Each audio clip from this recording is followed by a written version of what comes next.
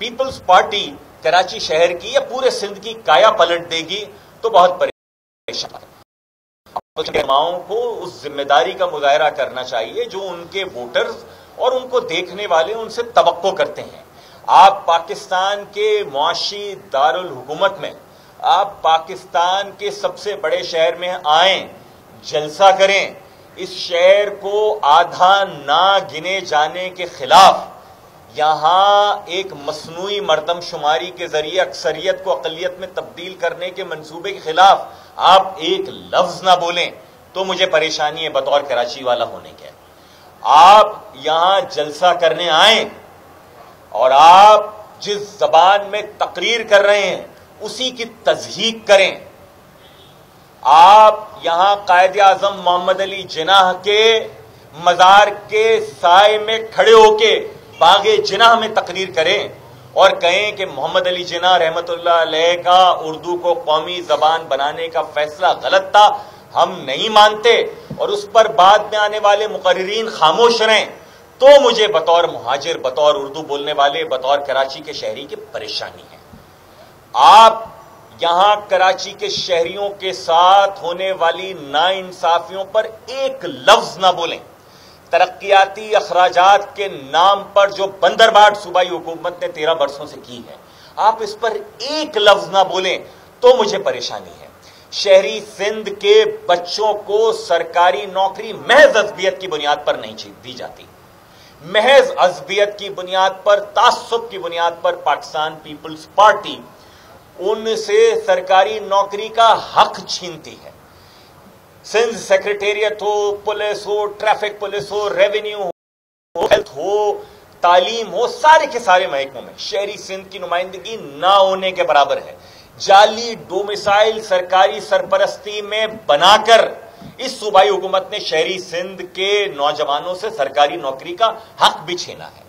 मेरे मुल्क की ऑपोजिशन को वो नजर नहीं आता, ये मेरे लिए तशवीश की बात है। आप कीजिए बड़े मामलात पर बात, लेकिन मुझे ये कोई बता दे कि कई हजार अरब के तरक्कियाती बजट के बावजूद जो सूबाई हुकूमत के खजाने में आते हैं हर साल, उन्हें कराची में सड़कें, अस्पताल, तालीमी इदारे, बसें बनाने, बसें चलाने, साफ पानी देने, सीवरेज के मंसूबे देने से किसने रोका था? आपने जलसा किया, उससे एक रोज पहले सड़क बन गई। भाई, आप कराची के गली गली, महल्ले महल्ले में आकर जलसा कर लें। अगर यही कीमत सड़कें बनाने की कि हमारी सड़कें जो टूट फूट का शिकार हैं, जो आपके करप्ट वुज़रा के करप्ट दोस्त ठेकेदार बनाते हैं, जो हर बारिश में बह जाती हैं, आप बना लें, आकर हर गली में जलसा कर लें। अगर ये आप कराची वोट नहीं देता, कराची नहीं देगा वोट। जो आदमी आकर कराची में उर्दू की कायदे आज़म मोहम्मद अली जिन्नाह की तज़हीक करेगा, नहीं देगा कराची उसको वोट। जो भी सियासी जमात कबूतर की तरीके से आंखें बंद कर रहे हैं, उनको नजर नहीं आ रहा शहरी सिंध के साथ होने वाली ज्यादतियां, कि शहरी सिंध को एक नया सूबा बनाया जाना क्यों जरूरी है, और उसके खिलाफ तकरीर कर रहे हैं। जुल्म ये नहीं है, अचकजई को यह नजर आता है कि पश्तून बेल्ट बलूचिस्तान में उसके साथ बहुत महरूमी है, वहां सूबा बनना चाहिए। हजारा बेल्ट में सूबा बनना चाहिए, मुस्लिम लीग नून कहती है। सराइकी बेल्ट ये कहती है जनूबी पंजाब में सूबा बनना चाहिए, पाकिस्तान पीपल्स पार्टी कहती है। तो फिर शहरी सिंध ने ऐसा क्या भाई जुल्म किया है आपके साथ कि उसको लोगों को वो इंतजामी इख्तियार ना मिल पाए? नया सूबा बनना कोई बॉर्डर, कोई तकसीम नहीं होती है। नया सूबा इंतजामी इख्तियारात मजीद दीगर मुल्क के हिस्सों को दिए जाते हैं। कराची, हैदराबाद, मीरपुर खास, सक्खर, नवाबशाह शहर इसका एक बहुत बड़ा सबूत है कि सूबाई हुकूमत पैसे लेकर विफाकी हुकूमत से ना नौकरी देती है, ना पैसे देती है इन शहरों का, ना मुलाजमतें देती है, ना तालीम देती है, कोई काम नहीं करती। इसलिए यह सूबा बनना जरूरी है। लेकिन सितम यह है, सितम बालाए सितम, कि मुल्क भर की जो सियासी क़यादत यहां आती है वो खामोश रह जाती है। हम आपकी इस खामोशी को मुजरिमाना खामोशी समझते हैं जनाब। अगर मुश्तरका अपोजिशन उर्दू जबान कायदे आज़म मोहम्मद अली जिन्नाह के फैसले के खिलाफ खामोश रहती है तो हम समझते हैं कि यह आपकी मर्जी से हुआ है। अगर आप शहरी सिंध के लोगों के जज्बात को एक तरफ रख के महज पीपल्स पार्टी की वक्ती दोस्ती में एक मुतासिब हुकूमत की मुतासिब पॉलिसियों की खामोश हिमायत करते हैं तो हम आपको उनके बराबर मुजरिम समझेंगे। बातें और भी बहुत कुछ हो सकती हैं। मैं ख्वाजा इदार भाई से गुजारिश करूंगा कि आप मजीद गुफ्तगू कर लें, फिर हम सवाल जवाब। शुक्रिया। बिस्मिल्लाहिर्रहमानिर्रहीम। तमाम बातें कमोबेश फैसल सरदारी भाई ने कर दी। ये प्रेस कॉन्फ्रेंस राब्ता कमेटी मुत्तहिदा कौमी मुल्क पाकिस्तान की जानिब से इसलिए की जा रही है कि पहले तो सवाल कराची वाले ये कर रहे हैं कि कल जो ये जलसा हुआ बहुत अच्छी बात है, अपोजिशन को जलसे करने चाहिए, गुजरांवाला में भी हुआ, कराची में भी हुआ, लेकिन इसका मकसद क्या था? फैसल भाई ने बिल्कुल दुरुस्त बात की है। अवाम के मतलब की इसमें क्या बात थी? और कराची शहर में आकर जो पाकिस्तान का माशी दारुल खिलाफा है वहां आकर आपने इस शहर के लिए क्या बात की? इस सूबे के लिए आपने क्या बात की? मां सिवाय लिसानियत फैलाने के सारे रहनुमा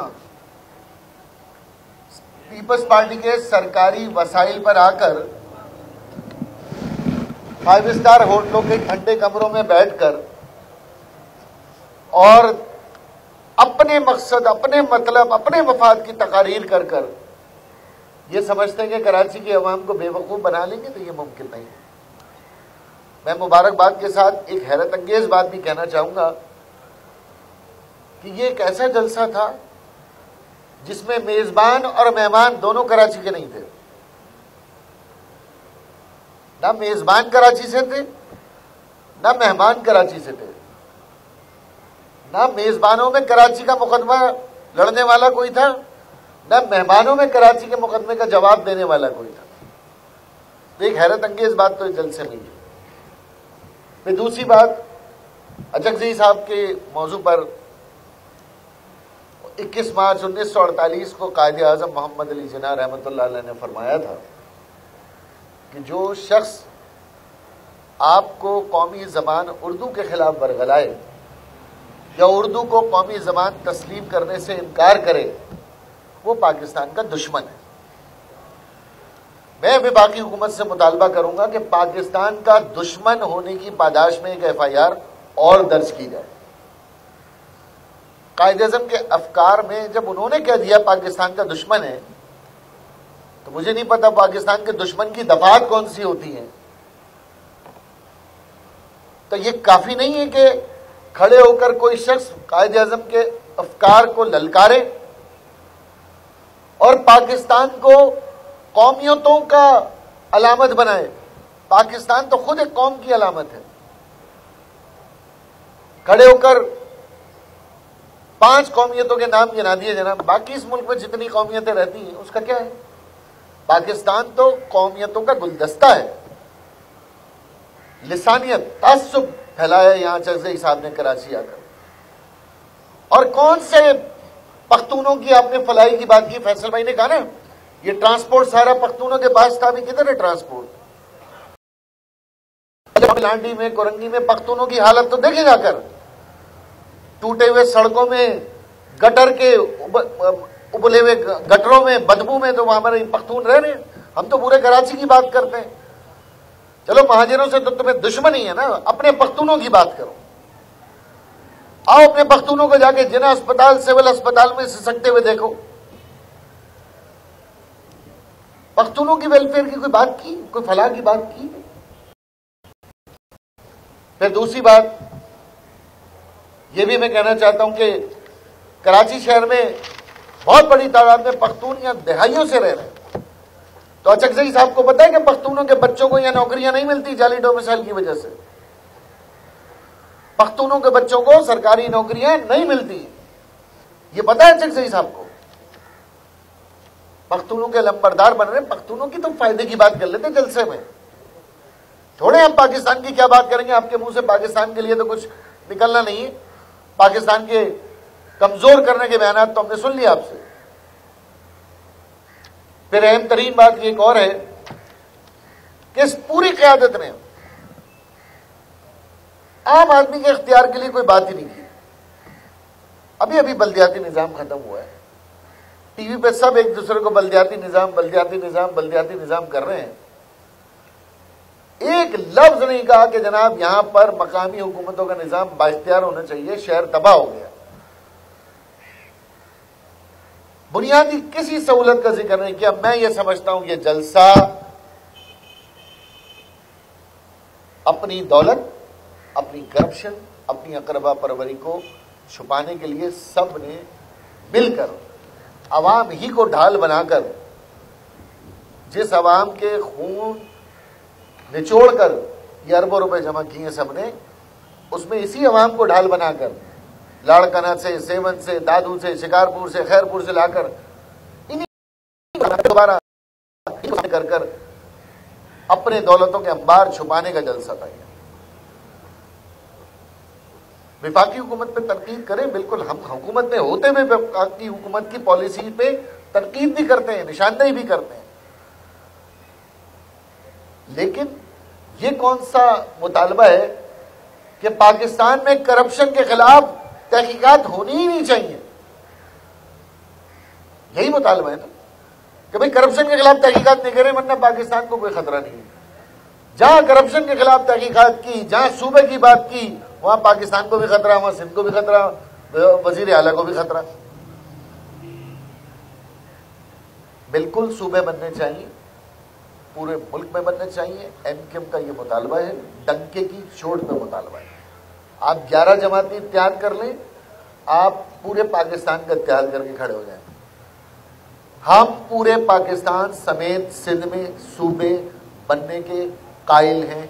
मजबूत पाकिस्तान के लिए छोटे सूबों का कयाम बहुत जरूरी है, वरना करप्शन को अगर करप्शन को रोकना है तो ये तभी मुमकिन होगा जब आप वसाइल को इंतजामी यूनिट के जरिए तकसीम करेंगे, वरना ये करप्शन का अंबार महल जमा होते रहेंगे और हमारी जो इंतजामिया है वो इनके पीछे भागती रहेगी। मैं एक और बात भी कहना चाहता हूं कि जो मज़ार-ए-क़ायद पर सियासी नारेबाजी हुई, मज़ार-ए-क़ायद की हुर्मत है, वहां जाकर दुआ की जाती है, कायद-ए-आज़म मोहम्मद अली जिन्ना के एहसानों का शुक्र बजाया जाता है, अल्लाह ताला से उनके दर्जात की बुलंदी की दुआ की जाती है, पाकिस्तान की बका और सलामती की दुआ की जाती है, अमन की दुआ की जाती है। वह कोई सियासी जमात जाकर अपने सियासी नारे लगाती है। तो ये कायद-ए-आज़म का मज़ार है, ये रायवन या गड़ी खुदा बख्श नहीं है, ये आपके पर्सनल मज़ार नहीं है, ये मोहम्मद अली जिन्ना अब्बानी पाकिस्तान का मज़ार है। यहां पर तो पाकिस्तान की बात होनी है। ये क्या हुआ वहां पर जो कुछ हुआ है और जिस किस्म की वहां पर नारेबाजी सियासी हुई है और पाकिस्तान के खिलाफ हुई, तो हम ये समझते हैं कि हम उसकी भी मजम्मत करते हैं और हम चाहते हैं कि अपोजिशन जायज तरीके से जायज मुतालबात के जरिए अपनी आवाज बुलंद करे। लेकिन कल के जलसे ने कराची वालों को न सिर्फ मायूस किया और वजीर आला और उनकी काबीना ने हस्बे रिवायत पीपल्स पार्टी ने तो मायूस किया हुआ ही है। पीपल्स पार्टी से तो यही तवक्को थी, लेकिन बाकी जमातों से जरूर तवक्को थी कि वो शायद आके कराची के लिए बात करेंगे, कराची की बेहतरी के लिए बात करेंगे, कराची के निज़ाम की बात करेंगे। लेकिन अफसोस के साथ कल इस जलसे में ऐसा कुछ नहीं हुआ। कराची वालों ने घर बैठकर टीवी पे बैठकर आपको देखा और शदीद हम कराची की तरफ से मायूसी का इज़हार करते।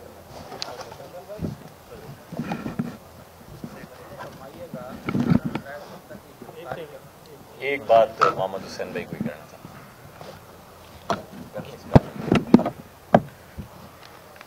देखें, सबसे पहले तो मैं ये कहूँगा कि 18वीं तरमीम के बाद जहाँ बहुत सारे इख्तियारात वफाक से सूबों को आए, उन्हीं में से एक इख्तियार जो सूबा सिंध के पास है प्राइस कंट्रोल का। आप तमाम लोग जानते हैं कि इस वक्त सिंध में जो खाने पीने की अशिया हैं उनकी जो कीमतें हैं आसमान की बुलंदी को छू रही हैं। कौन सी सब्जी ऐसी है जो 100 रुपये से कम पर मुयस्सर हो? कौन सा फ्रूट ऐसा है जो 100 रुपये से कम पर मुयस्सर हो, या जो डिसाइडेड रिटेल प्राइस के ऊपर जिसकी कीमतें हैं उसके ऊपर मुयस्सर आ रही हों? मैं 2-3 खाली मिसाल दूंगा। फूल गोभी जिसकी कीमत है 53 रुपये, ये 80 रुपये से 100 रुपये में फरोख्त हो रही है। इसी तरीके से बंद गोभी जिसकी कीमत है 68 रुपये, वो 120 रुपये किलो फरोख्त हो रही है। भिंडी जिसकी कीमत 88 रुपये प्राइस फिक्स है, 100 से 120 रुपये किलो। करेला 103 रुपये के बजाय 150 रुपये, अरवी 103 के बजाय 120, मटर 213 के बजाय 300 रुपये। कोई ऐसी सब्जी नहीं है जो 100 रुपये से ऊपर हो। इसी तरह मटन का जो गोश्त है 1200 रुपये किलो में फरोख्त हो रहा है। गाय का गोश्त है 600 से 700 रुपये में फरोख्त हो रहा है। मुर्गी का गोश्त है जिसकी 230 रुपये कीमत है, 350 रुपये में फरोख्त हो रही है। अंडे 180 रुपये में दर्जन फरोख्त हो रहे हैं। तो ये जो मैं निशानदेही कर रहा हूँ, ये हुकूमत सिंध जानबूझकर हुकूमत सिंध ने ये मसनूई बहरान और कीमतों में मसनूई इजाफा किया हुआ है सिंध में। उसकी बुनियादी वजह यह है कि जो देही सिंध है, देही सिंध के लोग फलों में भी खुद कफील होते हैं, सब्जियों में भी खुद कफील होते हैं, चावल और गंदुम में भी उन्हें खरीद कर अपने घरों में इस्तेमाल नहीं होता। यही वजह है कि वो शहरी सिंध में बसने वाले शहरी लोगों को वोट ना देने की पादाश में सजा देने के लिए ये इन चीजों को बिल्कुल छूट दी हुई है कि अंदरूनी सिंध से आने वाली सब्जियां, फल, गंदुम और चावल वहां से आए और मन माने जितने चाहे रेट्स के ऊपर ये फरोख्त करें। ये शहरी सिंध के साथ एक और दुश्मनी वाला सलूक है हुकूमत सिंध का। जी फरमाइएगा, कैप्टन फक्कर की गिरफ्तारी के हवाले से सिंध गवर्नमेंट लाताल्लुकी का ऐलान करती है, कहती है इससे हमारा कोई लेना नहीं। सिंध पुलिस ने उन्हें गिरफ्तार किया है, इस पर एज एमपीएम आप क्या मौका? देखिए, सिंध हुकूमत का जो है ना, ये बड़ा ही जबरदस्त किस्म का दो रूप है इनके, सिंध हुकूमत के। इस्लामाबाद जाकर ये बिलावल साहब 18वीं तरमीम के लिए बात करते हैं, सिंध आकर इन्होंने उसी 18वीं तरमीम का आर्टिकल 140 से नजर नहीं आता, जिसके तहत बाइख्तियार बावसाइल बल्दियाती हुकूमतें होनी चाहिए थी। इनके वालिद गिरामी की पार्टनरशिप में 485 अरब रुपए का कौमी खजाने में जमा कराने का बहरिया टाउन को हुक्म मिला है। इनके वालिद साहब की मिली भगत से, इनके वुज़राए बल्दियात की मिली भगत से वो सारी जमीन की हेर फेर हुई ना। लेकिन आज भी वहां सिंधी गोठों के ऊपर कौन कब्जा कर रहा है? पुलिस कर रही है, सिंध पुलिस कर रही है। हम यहां बात करें कि शहरी सिंध के नौजवान को नौकरी दो, बाइख्तियार बनाओ, बावसाइल बनाओ, नहीं दे सकते सूबाई कोटा खत्म करो, नहीं कर सकते तो यहां शहरी सिंध सूबा बनना चाहिए। तो ये कहते हैं कि सिंध के खिलाफ साजिश है। तो सिंध के गोठों पे जो आप कर रहे हैं, या सिंध के खजाने के साथ जो आप कर रहे हैं, या जो जमीन आप पार्टनरशिप में बहरिया टाउन को देते हैं, जिसपे सुप्रीम कोर्ट ऑफ पाकिस्तान की तारीख का सबसे बड़ा जुर्माना लगाती है, ये सब कुछ इनके इल्म के बगैर हो रहा है। ये कैसी हुकूमत है? तो आपकी पुलिस ने अगर गिरफ्तार किया है तो आप कहें कि हमने गिरफ्तार किया है। आपकी पुलिस ने अगर FIR काटी है, जो कि काटी है उन्होंने, तो आप बताएं कि उन्होंने की है। बदकिस्मती के साथ देखें, हम ये सब चाहते हैं और समझते हैं, पाकिस्तान में ना इंतकामी सियासत होनी चाहिए, ना इम्तियाजी सियासत होनी चाहिए। मियां नवाज शरीफ की एक तकरीर के ऊपर उनके और उनके रफका पर बगावत का मुकदमा दर्ज किया गया, बाकी के नाम खारिज कर दिए गए कि नहीं, तकरीर तो उन्होंने नहीं की थी। हमारे मुस्लिम लीग नून के दोस्तों के दौर में MQM के कारकुनान और रहनुमाओं पर एक दिन में जरदारी साहब के बहादुर बच्चे राव अनवार ने 28 FIRs बगावत की, उन्हीं दफात की जो PMLN के खिलाफ दर्ज हुई थी। 28 FIR एक दिन में दर्ज की। आज तक MQM के रहनुमा जो यहां बैठे हुए कई, वो सब एंटी टेररिज्म कोर्ट में जाते हैं, वो जमानतों के ऊपर हैं। 28 में केसेस में एक दिन के। उस वक्त की वफाकी हुकूमत मुस्लिम लीग नून की थी, सूबाई हुकूमत पाकिस्तान पीपल्स पार्टी की थी। आज तक वो मुकदमा खारिज नहीं किया गया है। पाकिस्तान पीपल्स पार्टी ने कराची के लिए पानी मांगने पर हमने मुजाहरा किया था वजीर आला हाउस, कोई गमला भी नहीं तोड़ा था, कोई टायर भी नहीं जलाया था। इंसदादे दहशत गर्दी का मुकदमा बनाया हमारे ऊपर। किसी और के ऊपर नहीं बना है। शख्सी जमानतों पे जो लोग रिहा हो जाते हैं मुझे पता रिहा हो जाएंगे, लेकिन जुल्म यह है कि इस मुल्क में जिसका बस चल रहा है वो इंतकाम की सियासत कर रहा है, जिसका बस चल रहा है वो इम्तियाज की सियासत कर रहा है। मुहाजिरों को और शहरी सिंध को समझते हैं कि ये तो इन्होंने बस पाकिस्तान बनाकर गलती कर दी इनके बड़ों ने, तुम यहां आए क्यों? हम यहां कांग्रेस की यूनियनिस्ट पार्टी की हुकूमतें चला रहे थे, तुम्हारे क्या तुमने क्यों कायद आजम को और लियाकत अली खान को और राजा साहब महमूदाबाद को और जो दीगर अकाबरीन थे तहरीक पाकिस्तान के, उनको क्यों पाकिस्तान भेजा? ठीक, बहुत शुक्रिया जनाब।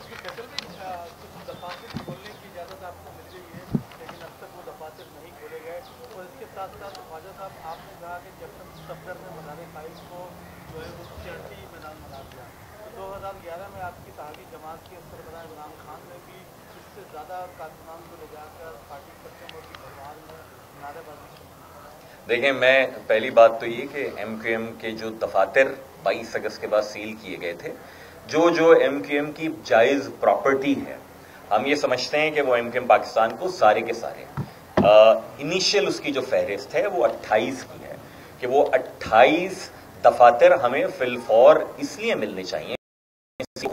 अगेन सिंध हुकूमत और वफाकी हुकूमत दोनों से हम ये मुतालबा करते हैं। सिंध हुकूमत यहां पर है ना, रेंजर्स हो या पुलिस, और वफाकी हुकूमत की वफाकी वजारत दाखिला है, हम दोनों से 12 मुतालबात करते रहे कि आप इन की सील खोलें।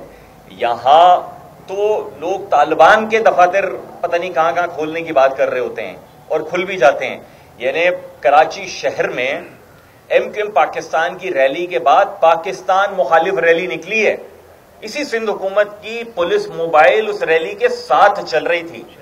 एक झटके की FIR जो है दर्ज कर ली उन लोगों के खिलाफ, कोई गिरफ्तारी नहीं की। MQM पाकिस्तान कहती है शहरी सिंध को सूबा बनाए, उसके खिलाफ पीपल्स पार्टी जो है वो ऐसा लगता है कि हमें भस्म कर देंगे अपनी जबान से। सिंधु देश के यहां नारे लग रहे हैं, रैली निकल रही है, उसके खिलाफ कभी इनकी जबान नहीं हिलती। साथ ही साथ जो MQM के लापता कारकुनान हैं, हम बारहा ये बात करते हैं वफाकी हुकूमत से, सूबाई हुकूमत से, तमाम कानून नाफिज करने वाले इदारों से, उनमें से किसी के खिलाफ कोई मुकदमा है, आप उनको अदालतों में पेश करें, उनको आप जेल में डालें, लेकिन उनके बच्चों का वही हक है कि जो तालिबान का, गुड तालिबान का, जो फरारियों का, जो सिंधी कौम परस्तों को जो लोग लापता हुए हैं और वो आ जाते हैं वापस, उतना ही हक मुहाजिर नौजवानों का, इस शहर के बच्चों का है कि उनको ये इम्यूनिटी दी जाए। ये हमारा मुतालबा है। ये मेरे ख्याल में जो इज़हार भाई से राशिद भाई ने किया था ना, कैप्टन सफदर साहब वाले। हाँ, देखिए, मज़ार क़ायद का एक ऑर्डिनेंस है, उसका एक तरीक़ाकार है। कोई भी सियासी जमात उसको मज़ार क़ायद पर सियासी नारेबाजी नहीं करनी चाहिए, चाहे वो कोई भी हो। ये एक प्रिंसिपल है।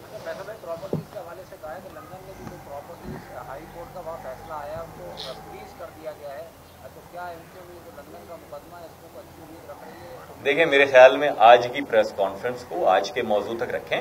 जो हम बाकी कर रहे हैं, हम गिलगित बल्तिस्तान के इलेक्शन में क्या कर रहे हैं, लंदन में क्या कर रहे हैं, इसके ऊपर दीगर बहस कर लेंगे। आज का मुकदमा यह है कि अचकजई जैसे मुतासिब शख्स जो पाकिस्तान के खिलाफ पाकिस्तान की कौमी असेंबली में खड़े होकर उसके तकद्दुस को पामाल करता है, जो कराची में आके कायद आजम के मजार के साए में उर्दू जबान के खिलाफ, कायद आजम के खिलाफ बेहुदा बात करता है, ऐसे मुतासिब शख्स की जो मजम्मत नहीं की ऑपोजिशन की आला क़यादत ने, उस पर हमें बहुत अफसोस है। इसके माने ये हैं कि आप अपने जुज़ वक्ती फायदे के लिए कायद आज़म मोहम्मद अली जिन्ना, उर्दू, मुहाजिरों, शहरी सिंध को आप कहते हैं कि एक तरफ डालो, हमें जुज़ वक्ती फायदा मिले, जो कि बहुत शर्म की बात है। बहुत शुक्रिया।